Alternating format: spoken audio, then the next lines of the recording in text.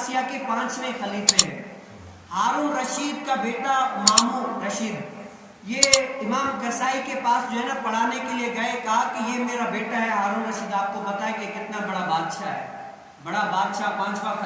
خلیفہ رہ چکا ہے خلافت عباسیہ کا، تو کہا کہ میرے بیٹے کو پڑھاؤ آپ، اور یہ کرنا کہ میرے گھر میں آ کر اس کو پڑھاؤ۔ تو اس عالم نے کہا کہ میں اس کو گھر میں آ کر نہیں پڑھاؤں گا، میرے ہی مکان میں آئے گا اور سب طالب علموں کے ساتھ بیٹھ کر پڑھنا پڑے گا۔ کہا کہ چلو وہاں پر بھی آ جائے گا، لیکن سب سے پہلے میرے بیٹے کا سبق سنے گا۔ کہا کہ یہ بھی نہیں ہوگا، کیا جو پہلے آئے گا پہلے سبق بھی اسی کا سنا جائے گا۔ کہیں دیکھا عالم، یعنی ہر کوئی کہا کہ میرے لیے یہاں پر بادشاہ غریب امیر سب کچھ ایک ہی ہے، یہ بیٹا امیر کا یہ بیٹا غریب کا نہیں، میرے لیے سب یکساں ہیں، میں پڑھاؤں گا تو امیر ہو غریب ہو سب کو ایسے پڑھاؤں گا۔ وہ تو چیک کر رہے تھے، جب کیا ہوا کچھ دن پڑھنے لگا تو امام قصائی جو ہارون رشید کے بیٹے کے استاد تھے، ایک دن کیا ہوا مامون رشید بیٹا ان کا اپنے استاد کے پاؤں دھلا رہا تھا، وہ استاد پاؤں دھو رہا تھا تو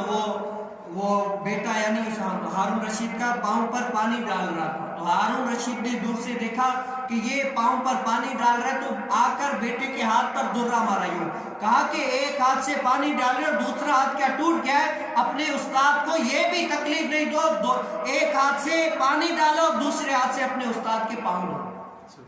کیا کرو۔ اب ہارون رشید 5 خلیفہ ہے، بادشاہ ہے، اور اس کا بیٹا کوئی عام تو نہیں ہوگا نا، کیا ایک بادشاہ کا بیٹا، تو باپ اس کو تربیت کیا دیتا ہے، اگرچہ بادشاہ کے بیٹے ہو لیکن یہاں پر عالم کی خدمت میں ہو، یہاں پر اپنے استاد کو یہ بھی تکلیف نہیں دو کہ استاد ایک ہاتھ سے اپنا ہاتھ دھوئے، بلکہ کیا ایک ہاتھ سے پانی ڈالو اور دوسرے ہاتھ سے اپنے استاد کا پاؤں دھو۔ اب یہ ایسے ویسے کہ نہیں، بادشاہ کی بات ہو رہی ہے، یہ علماء کی شان ہے، اللہ تعالیٰ علماء کے صدقے میں جو ہے نا یہ پورا جہاں چلا رہا ہے۔ علماء کی شان ایسی ہے کہ حضور کریم صلی اللہ علیہ وسلم نے فرمایا کہ عالم زمین پر اللہ تعالیٰ کی دلیل ہے، کیا ہے، آج دیکھیں ہر چیز کی کوئی نہ کوئی دلیل ہوتا ہے، اللہ تعالیٰ کے پیارے حبیب علیہ السلام فرماتے ہیں کہ عالم جو ہے نا یہاں پر اللہ تعالیٰ کی دلیل ہے، جو عالم پر اعتراضات کرتا ہے بلا وجہ تو وہ کیا ہلاک ہو جائے گا، جو عالم پر بلا وجہ اعتراض کرے گا، اور جو شخص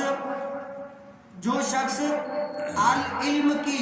طلب میں رہتا ہے، جو شخص علم کی طلب میں رہتا ہے، اللہ عز و جل اس کی رزق کا جو ہے نا ضامن ہوتا ہے کہ تم علم حاصل کرو، اللہ عز و جل تمہارا ضامن ہے۔ کیا ہے، آج اتنے سارے علم حاصل کر رہے ہیں، آج ہم نے دنیا کو اتنی فوقیت دے دی لیکن علم کو اتنی نہیں ہے، حالانکہ دنیا طلب کرو پھر بھی رزق کا مالک اللہ ہے یا نہیں ہے یہ اللہ عز و جل نے نہیں فرمایا، اللہ عز و جل نے یہ ضرور فرمایا کہ تم علم حاصل کرو، تمہارے رزق کا ضامن میں رب ہو، جس رزق کا ضامن رب عز و جل ہو تو بتاؤ اس کو اور کیا چاہیے تو کیا چاہیے۔ اور عالم کی کوئی برائی اس وجہ سے کرے کہ یہ عالم ہے، کیا ہے، برائی اس وجہ سے کرے کہ یار یہ عالم ہے تو یہ سری کفر ہے، علماء نے لکھا ہے، کیا ہے، یہ عالم کی نہیں بلکہ یہ عالم کی سری طور پر برائی کر رہا ہے اس وجہ سے کہ اس نے علم دین پڑھا ہے، تو گویا کہ اس کا نشانہ کیا ہے، علم دین، اور علم دین کیا ہے، قرآن و حدیث، تو گویا کہ اس کا نشانہ یہ علماء نے لکھا ہے کہ یہ سری کفر ہے۔ اور اگر اس وجہ سے نہیں کرتا کہ یار اس سے اہل علم تو ہے، اس کی تعظیم بے شک میرے دل میں، لیکن دشمنی کی وجہ سے ایسی ویسی دشمنی، تو یہ علماء نے لکھا ہے کہ یہ فاسق فاجر ہے، یہ فاسق ہے کہ علماء کی جو ہے نا برائیاں کرتا ہے۔ تو اللہ تعالیٰ نے جس کو اللہ کہتے ہیں نا ہماری مثال میں، جس کو اللہ رکھے اس کو کون چکھے۔